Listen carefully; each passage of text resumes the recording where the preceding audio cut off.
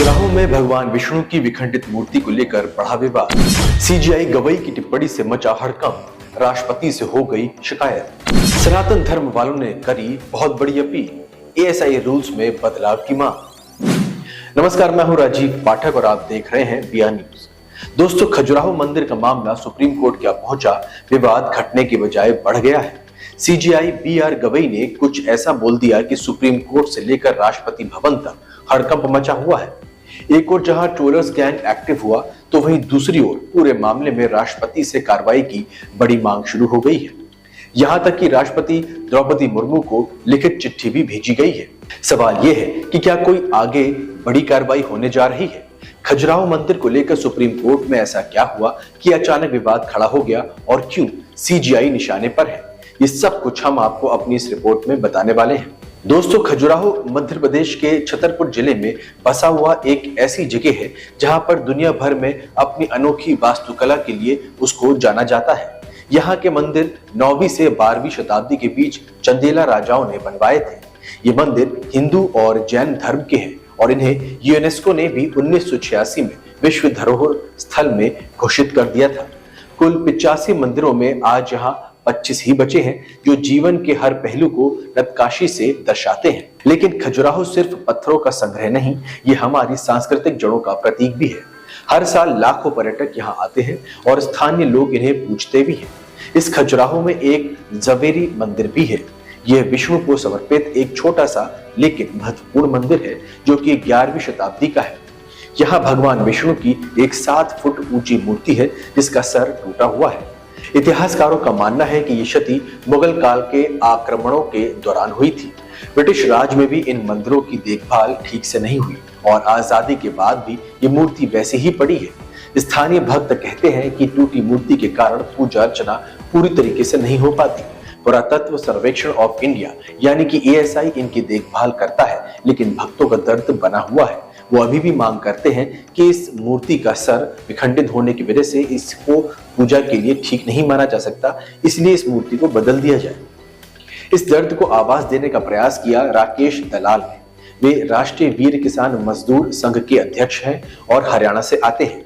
उन्होंने supreme court में एक जनहित याचिका दायर की। याचिका में मांग की गई कि विष्णु की इस खंडित मूर्ति को ठीक किया जाए या फिर नई मूर्ति लगा दी जाए। दलाल ने बताया कि उन्होंने पहले गृह मंत्रालय और एएसआई से कई बार संपर्क किया, उन्हें पत्र भी लिखा, लेकिन कोई कार्रवाई नहीं हुई। याचिका में कहा गया कि ये भक्तों की पूजा के मौलिक अधिकार का मामला है जो संविधान के अनुच्छेद 25 के तहत सुरक्षित है। वकील संजय एम नुली ने इसकी पैरवी की। दलाल ने जंतर मंतर पर धरना भी दिया था और गृह मंत्री अमित शाह को अपना ज्ञापन भी सौंपा था। उनका कहना था कि 77 साल बाद भी ये मंदिर उपेक्षा का शिकार है। आखिर क्यों? आपको बता दें कि 16 सितंबर को सुप्रीम कोर्ट में सुनवाई हुई। इस बेंच में मुख्य न्यायाधीश बीआर गवई और जस्टिस विनोद चंद्रन थे। याचिकाकर्ता के वकील ने मूर्ति की फोटो दिखाई और कहा कि सिर टूटा होने से पूजा में बाधा आ रही है, लेकिन कोर्ट ने याचिका को प्रचार हित याचिका करार दे दिया। सीजीआई गवई ने कहा कि ये एएसआई का क्षेत्र है, कोर्ट इसमें दखल नहीं दे सकता। फिर आई वो टिप्पणी जो विवाद का कारण बन गई। सीजीआई ने याचिकाकर्ता से कहा कि ये पुरातत्व स्थल है, अगर आप विष्णु के भक्त हैं तो जाकर प्रार्थना कीजिए, देवता से ही कहिए कि वो कुछ करें। उन्होंने आगे कहा कि इस बीच अगर शैव मत से आपको ऐतराज ना हो तो शिव का बड़ा लिंगम है खजुराहो में, वहां पूजा कर लीजिए। कोर्ट ने साफ कहा कि मूर्ति बदलना संरक्षण नियमों के खिलाफ है। याचिका खारिज कर दी गई। लेकिन दूसरी ओर ये टिप्पणी सुनते ही सोशल मीडिया पर आग लग गई। इसे लोग हिंदू भावनाओं का अपमान बता रहे हैं। #impeach_the-CGI ट्रेंड करने लगा। एक यूजर ने लिखा कि क्या कोर्ट भगवान से बड़ा है। दूसरे ने कहा कि अगर मुस्लिम याचिका पर ऐसा बोला जाता तो हंगामा मच जाता, दंगे हो जाते। कई पोस्ट में महाभियोग की मांग उठी, यानी कि सीजीआई को पद से हटाए जाने की मांग की गई। एक्स पर हजारों यूजर्स ने अपनी नाराजगी जताई और कुछ यूजर्स ने इसे हिंदू विरोधी पूर्वाग्रह का सबूत भी बताया। विपक्षी नेता भी चुप नहीं रहे। उन्होंने कहा कि न्यायपालिका को संवेदनशील होना चाहिए और इस तरह की टिप्पणी से बचना चाहिए। सबसे मजबूत प्रतिक्रिया वकीलों की आई। वकील विनीत जिंदल ने सीजीआई को पत्र लिखा। उन्होंने कहा कि आपकी टिप्पणी से करोड़ों हिंदुओं को जो भावनाएं हैं वो आहत हुई हैं। कोर्ट याचिकाएं खारिज कर सकता है, लेकिन आस्था का मजाक नहीं उड़ा सकता। जिंदल ने पत्र की कॉपी राष्ट्रपति द्रौपदी मुर्मू को भी भेजी। उन्होंने मांग की कि टिप्पणी वापस ली जाए और स्पष्टीकरण दिया जाए। एक और वकील सत्यम सिंह राजपूत ने खुला पत्र लिखा। राजपूत ने कहा कि मैं विष्णु भक्त हूं, आपकी बातों से मैं स्तब्ध हूं। न्यायाधीश को हर धर्म का सम्मान करना चाहिए। उन्होंने स्पष्टीकरण की मांग भी की। एनएचआरसी की सदस्य प्रियंका कानूनगो ने महाभारत के श्लोक को याद दिलाया। उसमें यह कहा गया कि यतो धर्मस्तो जय, मतलब कि जहां धर्म है वहां जीत है। कई और वकीलों ने कहा कि यह न्यायिक गरिमा के खिलाफ है। आपको बता दें कि एएसआई 1861 में बनी एक संस्थान है जो पूरे देश के 3600 से ज्यादा स्मारकों की देखभाल करती है। खजुराहो जैसा स्थल पर कोई बड़ा बदलाव पुरातत्व महत्व को प्रभावित करता है, इसलिए एएसआई वहां पे किसी तरह के बदलाव की खिलाफत करती है। एएसआई ने पहले ही जवाब दिया था कि नई मूर्ति लगाना संरक्षण नियमों के विरुद्ध है। कोर्ट ने यही कहा कि ये उनका क्षेत्र है, न कि सुप्रीम कोर्ट का। जस्टिस गवई ने जोड़ा कि भक्त अन्य मंदिरों में पूजा कर सकते हैं, लेकिन सवाल ये है कि क्या टिप्पणी का लहजा सही था।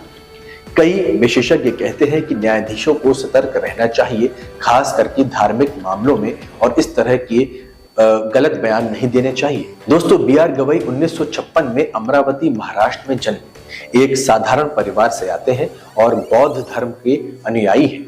उन्होंने नागपुर यूनिवर्सिटी से कानून की पढ़ाई की। 1985 में वकील बने और 2003 में बॉम्बे हाई कोर्ट के जज बन गए। 2019 में सुप्रीम कोर्ट पहुंचे।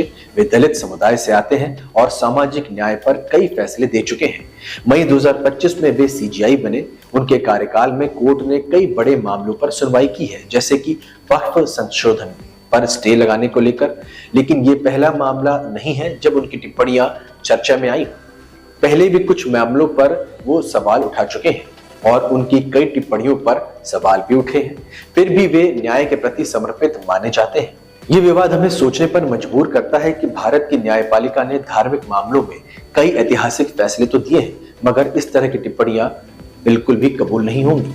2019 में अयोध्या राम जन्मभूमि पर फैसला आया, जहां कोर्ट ने मंदिर निर्माण की इजाजत दी, लेकिन वहीं पुरातत्व सबूतों पर जोर दिया गया। सबरीमाला मंदिर में महिलाओं के प्रवेश पर 2018 का फैसला आया, जो समानता पर आधारित था। फिर ज्ञानवापी और शाही ईदगाह के केस अभी भी चल रहे हैं। इसमें कोर्ट ने कहा कि आस्था के साथ इतिहास और कानून का संतुलन जरूरी है। लेकिन आलोचक कहते हैं कि हिंदू मामलों में देरी होती है, जबकि अन्य धर्मों में जल्दबाजी की जाती है। उदाहरण के तौर पर हाल ही में दिल्ली की एक दरगाह की मरम्मत पर कोर्ट ने एएसआई को आदेश दिया। वहां ऐसी टिप्पणी क्यों नहीं सामने आई, जबकि संविधान हमें धार्मिक स्वतंत्रता देता है। अनुच्छेद 26 धार्मिक संस्थाओं को प्रबंधन का अधिकार भी देता है, लेकिन पुरातात्विक स्थलों पर एएसआई का नियंत्रण ही है। सुप्रीम कोर्ट ने कई बार कहा कि आस्था सबूतों पर टिकी होनी चाहिए। फिर भी विशेषज्ञों का मानना है कि कोर्ट को भक्तों की भावनाओं का ख्याल रखना चाहिए। प्रोफेसर लावण्या वेमुलावाड़ा कहती हैं कि अमेरिका जैसे देशों में म्यूजियमों में कई हिंदू मूर्तियों की पूजा की इजाजत है, पर भारत में ऐसा क्यों नहीं। ऐसे मामलों पर पत्रकारों ने भी अपनी बेबाकी से राय रखी। राहुल शिवशंकर ने पूछा कि क्या असंवेदनशीलता नहीं है ये। नुपुर जे शर्मा ने कहा कि अगर विष्णु से ही सब करवाना है तो संविधान की जरूरत क्या है। सावित्रीबाई मुमुक्षु ने महाभियोग की मांग की। एडवोकेट दीपिका शर्मा ने कहा कि कोर्ट एएसआई को निर्देश दे सकता था, लेकिन मजाक नहीं कर सकता। हालांकि पूरे मामले में राष्ट्रपति से हस्तक्षेप की मांग हुई है। कई संगठनों ने विरोध प्रदर्शन की घोषणा भी की है। यह बहस अब पूरे देश में फैल गई है। ऐसे में बड़ा सवाल यह है कि आगे क्या होगा। एएसआई को शायद खुद से कदम उठाना पड़े। भक्त समूह कहते हैं कि टूटी मूर्ति को सम्मानजनक तरीके से विसर्जित करना और नई मूर्ति को लगाया जाना चाहिए। सरकार को हिंदू धरोहर के लिए अलग नीति बनानी चाहिए। न्यायपालिका को भी थोड़ा धार्मिक मामलों में संभल कर बोलने की जरूरत है। याद रखें, भारत एक धर्मनिरपेक्ष देश है जहां हर आस्था का सम्मान होता है, लेकिन सम्मान तभी संभव है जब हम एक दूसरे को समझें। ऐसे में ये बात पूरी तरीके से साफ है कि आस्था और कानून के बीच संतुलन जरूरी है। अगर आपको हमारी वीडियो पसंद आई तो लाइक, शेयर और सब्सक्राइब जरूर करें। अपनी राय कमेंट्स में बताएं, क्या सीजीआई को माफी मांगनी चाहिए या फिर नहीं। मिलते हैं अगली वीडियो में, तब तक के लिए जय हिंद।